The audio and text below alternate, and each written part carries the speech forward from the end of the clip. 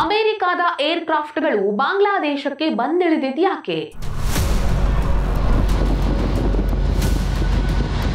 America, Bangladesh, Sri Lanka ಮೂರು ದೇಶಗಳು ಜಂಟಿಯಾಗಿ ಸಮರಾಭ್ಯಾಸ ನಡೆಸ್ತಾ ಇರೋದು ಯಾಕೆ?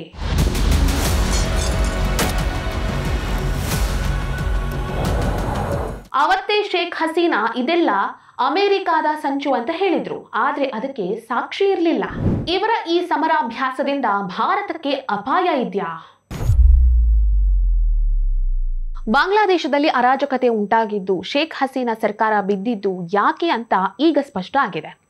ಅವತ್ತೇ ಶೇಖ್ ಹಸೀನಾ ಅವರು ಈ ಬಗ್ಗೆ ಮಾತನಾಡಿದ್ರು, ಸ್ಪಷ್ಟಪಡಿಸಿದ್ರು. ಆದ್ರೆ ಈ ವಿಷಯ ಯಾರಿಗೂ ಸ್ಪಷ್ಟ ಆಗಿರ್ಲಿಲ್ಲ. ಯಾಕಂತ ಹೇಳಿದ್ರೆ ಅದಕ್ಕೆ ಸರಿಯಾದ ಸಾಕ್ಷಿಗಳಿರ್ಲಿಲ್ಲ. ಆದ್ರೆ ಈ ವಿಚಾರ ಈಗ ಸಾಕ್ಷಿ ಸಮೇತ ಸಾಬೀತಾಗಿದೆ. ಅಮೆರಿಕದ ಯುದ್ಧ ವಿಮಾನಗಳು ಈಗ ಬಾಂಗ್ಲಾದೇಶದಲ್ಲಿ ಹಾರಾಡೋದಕ್ಕೆ ಪ್ರಾರಂಭ ಮಾಡಿಬಿಟ್ಟಿದೆ. ಒಂದ್ ಕಡೆಯಿಂದ ಟ್ರಂಪ್ ರಾತ್ರೋರಾತ್ರಿ ಪ್ರಧಾನಿ ನರೇಂದ್ರ ಮೋದಿ ಅವರಿಗೆ ಬರ್ಡೇ ವಿಶ್ ಮಾಡ್ತಾರೆ. Modi is my good friend ಅಂತ ಹೇಳ್ತಾರೆ. ಇನ್ನೊಂದು ಕಡೆ ಭಾರತದ ಮೇಲೆ ಟ್ಯಾರಿಫ್ ಅನ್ನ ಜಾಸ್ತಿ ಮಾಡ್ತಾರೆ. ಮತ್ತೊಂದು ಕಡೆ ಬಾಂಗ್ಲಾದೇಶದಲ್ಲಿ ಸಮರಾಭ್ಯಾಸವನ್ನ ನಡೆಸ್ತಾರೆ. ಇದನ್ನೆಲ್ಲ ನೋಡ್ತಿದ್ರೆ ಅಮೆರಿಕದ ನಡೆ ಏನು ಅನ್ನೋದು ಎಲ್ರಿಗೂ ಗೊತ್ತಾಗಿದೆ.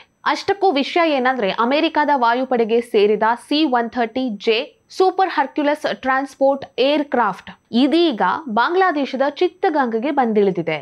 ಯಾಕಾಗಿ ಬಾಂಗ್ಲಾದೇಶಕ್ಕೆ ಅಮೆರಿಕದ ಏರ್ ಕ್ರಾಫ್ಟ್ ಬಂದಿದೆ ಅಂತ ಹೇಳಿದ್ರೆ, US air force, Bangladesh air force ಮತ್ತೆ ಶ್ರೀಲಂಕನ್ ಏರ್ ಫೋರ್ಸ್ ಈ ಮೂರು ಏರ್ ಫೋರ್ಸ್ಗಳು ಜಂಟಿಯಾಗಿ ಆಪರೇಷನ್ ಪೆಸಿಫಿಕ್ ಏಂಜಲ್ 25-3 ಅನ್ನ ಕಂಡಕ್ಟ್ ಮಾಡಿದ್ದಾರೆ. ಹಾಗಾಗಿ ಅಮೆರಿಕದ ವಾಯುಪಡೆಗೆ ಸೇರಿದ C-130J super Hercules transport aircraft ಬಾಂಗ್ಲಾದೇಶಕ್ಕೆ ಬಂದಿಳಿದಿದೆ. ಈಗ ನಿಮ್ಗೆ ಇಲ್ಲೊಂದು ಸಂಶಯ ಬಂದಿರಬಹುದು, ಈ ಮೂರು ದೇಶಗಳು ಜಂಟಿಯಾಗಿ ಸೇರ್ಕೊಂಡು ಆಪರೇಷನ್ ಪೆಸಿಫಿಕ್ ಅನ್ನ ನಡೆಸ್ತಾ ಇದೆ. ಹಾಗಾದ್ರೆ ಈ ಆಪರೇಷನ್ ಪೆಸಿಫಿಕ್ ಅಂದ್ರೆ ಏನು ಅಂತ, ಅದೇನು ಅಂತ ಹೇಳ್ತೀನಿ. ಮೂರು ದೇಶಗಳು ಜಂಟಿಯಾಗಿ ಸೇರ್ಕೊಂಡು ನಡೆಸುವಂತಹ ಹ್ಯುಮ್ಯಾನಿಟೇರಿಯನ್ ಅಸಿಸ್ಟೆನ್ಸ್ ಮತ್ತು ಡಿಸಾಸ್ಟರ್ ರಿಲೀಫ್ ಆಪರೇಷನ್ ಇದು ಬಾಂಗ್ಲಾದೇಶದ ಚಿತ್ತಗಾಂಗ್ನಲ್ಲಿ ಸೆಪ್ಟೆಂಬರ್ 14ರಿಂದ 7 ದಿನಗಳ ಕಾಲ ನಡೆಯಲಿದೆ. ಇದರಲ್ಲಿ ರಕ್ಷಣಾ ಕಾರ್ಯಾಚರಣೆ, ವಿಮಾನ ನಿರ್ವಹಣೆ, search and rescue, maritime and flood response, medical evacuation, jungle survival ಮುಂತಾದ ವಿಷಯಗಳ ಬಗ್ಗೆ ತರಬೇತಿಯನ್ನ ನೀಡಲಾಗುತ್ತೆ. ಇದರ ಮುಖ್ಯ ಉದ್ದೇಶ ಏನಂದ್ರೆ ಇಂಡೋ ಪೆಸಿಫಿಕ್ ಪ್ರದೇಶಗಳಲ್ಲಿ ಪ್ರಾದೇಶಿಕ ಬಲವನ್ನ ಹೆಚ್ಚುಗೊಳಿಸೋದು ಮತ್ತು ವಿಪತ್ತನ್ನ ಎದುರಿಸುವಂತಹ ಸಾಮರ್ಥ್ಯವನ್ನ ಹೆಚ್ಚಿಸೋದು. ಇದೊಂದು ತರಬೇತಿ ಆದ್ರೆ ಇದಾದ ನಂತರ ಬಾಂಗ್ಲಾದೇಶ ಮತ್ತೆ ಅಮೆರಿಕ ಇದೆರಡೇ ದೇಶಗಳು ಸೇರ್ಕೊಂಡು ಮತ್ತೊಂದು ಸಮರಾಭ್ಯಾಸವನ್ನ ನಡೆಸುವಂತಹ ಯೋಜನೆಯನ್ನ ರೂಪಿಸಿದೆ ಅನ್ನುವಂತಹ ವರದಿಗಳು ಇವೆ. ಸೊ ಅಮೆರಿಕ ಬಾಂಗ್ಲಾದೇಶದಲ್ಲಿ ಈ ರೀತಿ ಸಮರಾಭ್ಯಾಸವನ್ನ ನಡೆಸ್ತಾ ಇರೋದ್ರಿಂದ ಭಾರತದ ಮೇಲಾಗುವ ಪರಿಣಾಮಗಳೇನು, ಭಾರತಕ್ಕೆ ಏನಾದರೂ ತೊಂದರೆ ಇದೆಯಾ, ಆಪತ್ತು ಎದುರಾಗುತ್ತಾ ಅನ್ನೋದನ್ನ ಹೇಳ್ತೀನಿ.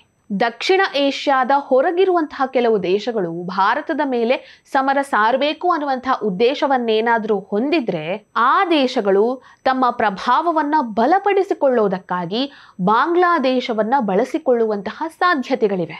ಈಗ ಬಾಂಗ್ಲಾದೇಶದ ಪ್ರಧಾನಿಯಾಗಿರುವಂತಹ ಯೂನಸ್ ಅಮೆರಿಕದ ಕೈಗೊಂಬೆ ಅನ್ನುವಂಥದ್ದು ಎಲ್ರಿಗೂ ಗೊತ್ತಿರುವಂತಹ ವಿಚಾರ.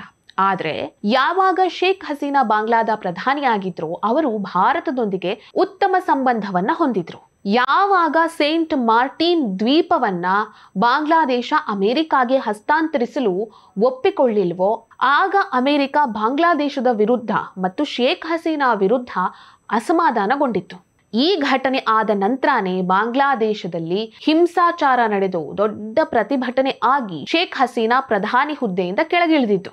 ಆಮೇಲೇನೆ ಅಮೆರಿಕದ ಕೈಗೊಂಬೆಯಾಗಿರುವಂತಹ ಯೂನಸ್ ಪ್ರಧಾನಮಂತ್ರಿ ಹುದ್ದೆಯನ್ನ ಏರಿತ್ತು. ಸೊ ಶೇಖ್ ಹಸೀನಾರನ್ನ ಅಧಿಕಾರದಿಂದ ಕೆಳಗಿಳಿಸುವಲ್ಲಿ ಅಮೆರಿಕದ ಪಾತ್ರವೂ ಇದೆ ಅನ್ನುವಂತಹ ಆರೋಪಗಳು ಇವೆ. ಇದನ್ನ ಸ್ವತಃ ಶೇಖ್ ಹಸೀನಾ ಅವರು ಹೇಳಿಕೊಂಡಿದ್ರು, ಆದ್ರೆ ಇದಕ್ಕೆ ಯಾವುದೇ ರೀತಿಯ ಸಾಕ್ಷಿಗಳಿರ್ಲಿಲ್ಲ. ಆದ್ರೆ ಈಗ ಅಮೆರಿಕದ ನಡೆಯನ್ನ ನೋಡ್ತಾ ಇದ್ರೆ ಇದೆಲ್ಲ ಸತ್ಯ ಅನ್ನೋದು ಅರಿವಾಗುತ್ತೆ. ಈಗ ಅಮೆರಿಕ ಬಾಂಗ್ಲಾದೇಶದಲ್ಲಿ ಸಮರಾಭ್ಯಾಸವನ್ನ ನಡೆಸ್ತಾ ಇದೆ. ಹಾಗಾಗಿ ಅಮೆರಿಕ ತನ್ನ ಗುಪ್ತಚರ ಕಾರ್ಯಗಳಿಗೆ ಬಾಂಗ್ಲಾದೇಶವನ್ನ ಬಳಸಿಕೊಳ್ತಾ ಇದೆ ಅಂತ ಹೇಳಿ ವಿಮರ್ಶಕರು ಹೇಳ್ತಾ ಇದ್ದಾರೆ. ಇಲ್ಲಿರುವ ಇನ್ನೊಂದು ವಿಚಾರ ಏನಂದ್ರೆ ಸಮರಾಭ್ಯಾಸ ನಡೀತಾ ಇರುವಂತಹ ಪ್ರದೇಶ ಬಾಂಗ್ಲಾದೇಶದ ಚಿತ್ತಗಾಂಗ್. ಇದು ಭಾರತ ಮತ್ತು ಮಯನ್ಮಾರ್ನ ಗಡಿಯ ಸಮೀಪನೇ ಇದೆ. ಅಮೆರಿಕ ಮತ್ತು ಚೀನಾ ಕೂಡ ಮಯನ್ಮಾರ್ನ ಬಂಡಾಯ ಗುಂಪುಗಳೊಂದಿಗೆ ಮಾತುಕತೆ ನಡೆಸ್ತಾ ಇದೆ ಅನ್ನುವಂತಹ ವರದಿಗಳೂ ಇವೆ. ಹಾಗಾಗಿ ಮಯನ್ಮಾರ್ನ ಸಮೀಪವೇ ಇರುವಂತಹ ಭಾರತಕ್ಕೆ ಅಪಾಯಗಳು ಹೆಚ್ಚಾಗಬಹುದು ಅಂತ ಹೇಳಲಾಗ್ತಾ ಇದೆ. ಈಗ ಅಮೆರಿಕದ ಜೊತೆ ಬಾಂಗ್ಲಾದೇಶ ಯಾವ ರೀತಿ ಚಕ್ಕಂದ ಆಡ್ತಾ ಇದೆಯೋ ಅದೇ ರೀತಿ ಈ ಹಿಂದೆ ಅಮೆರಿಕದ ಜೊತೆಗೆ ಪಾಕಿಸ್ತಾನ ಚಕ್ಕಂದ ಆಗಿ ಈಗ ಯಾವ ಸ್ಥಿತಿಗೆ ಬಂದಿದೆ ಅನ್ನುವಂಥದ್ದು ಎಲ್ರಿಗೂ ಗೊತ್ತಿದೆ. ಇದನ್ನ ನೋಡ್ತಾ ಇದ್ರೆ ಬಾಂಗ್ಲಾದೇಶದ ಪರಿಸ್ಥಿತಿ ಯಾವ ರೀತಿ ಇರಬಹುದು ಅನ್ನೋದನ್ನ ನಾವೇ ಊಹೆ ಮಾಡ್ಕೊಳ್ಬಹುದು. ಅಮೆರಿಕದ ಏರ್ಕ್ರಾಫ್ಟ್ಗಳು ಬಾಂಗ್ಲಾದೇಶಕ್ಕೆ ಬಂದಿಳಿದಿರೋದ್ರಿಂದ ಅಪಾಯ ಇದೆ, ಹೌದು. ಆದ್ರೆ ಹೆಚ್ಚಿನ ಅಪಾಯ ಇರೋದು ಭಾರತಕ್ಕಲ್ಲ, ಬದಲಾಗಿ ಬಾಂಗ್ಲಾದೇಶಕ್ಕೆ. ಈ ವಿಡಿಯೋ ನಿಮಗೆ ಇಷ್ಟ ಆಗಿದ್ದಲ್ಲಿ ಲೈಕ್ ಮಾಡಿ, ಶೇರ್ ಮಾಡಿ, ಕಮೆಂಟ್ ಮಾಡಿ. ನೀವಿನ್ನೂ ನಮ್ಮ ಹೊಸದಿಗಂತ ಡಿಜಿಟಲ್ ಚಾನಲ್ ಅನ್ನ ಸಬ್ಸ್ಕ್ರೈಬ್ ಮಾಡಲಿಲ್ಲ ಅಂದ್ರೆ ದಯವಿಟ್ಟು ಸಬ್ಸ್ಕ್ರೈಬ್ ಮಾಡಿ. ಹೆಚ್ಚಿನ ಮಾಹಿತಿಗಾಗಿ ಪಕ್ಕದಲ್ಲೇ ಇರುವಂತಹ ಬೆಲ್ ಐಕನ್ ಅನ್ನ ಪ್ರೆಸ್ ಮಾಡಿ.